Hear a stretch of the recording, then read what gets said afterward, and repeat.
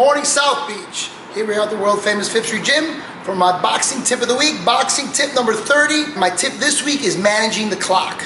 There's a lot of things you can do in 3 minutes other than fighting to pace yourself. Floyd Mayweather is one of the greatest at it. You can watch his fights. You'll see fighters do things like fake, just by faking and freeze them. It's not always to try to trick them into opening up or closing up or taking advantage as much as just stopping the action. By faking, you can freeze your opponent and create more distance. That alone can burn 5, 10, 15 seconds. There's obviously clinching.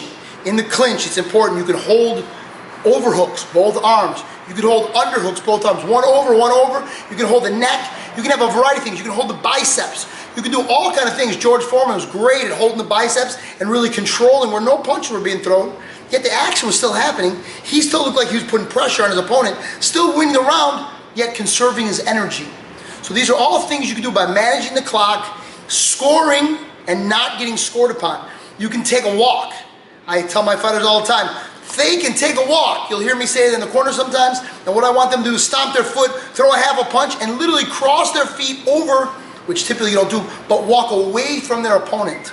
Your opponent looks at you in a very strange manner, yet the clock is ticking, ticking, ticking, ticking. By the time they realize that you haven't stopped, that the fight is still going on, 10, 15 seconds can be burnt, and then you circle around, you re-engage, or you continue to fake, more time is being burnt. The referee is vital. When the referee steps in to separate you, he typically steps back.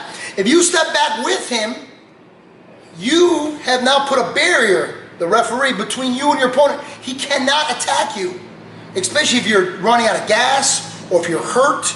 You clinch, you hold on as long as possible. When they separate you, the referee walks back out of the way. You walk back with him around the referee until the referee is forced to jump through the middle. All that is giving you a chance to recover, get your wits about you, burn the clock, get it together.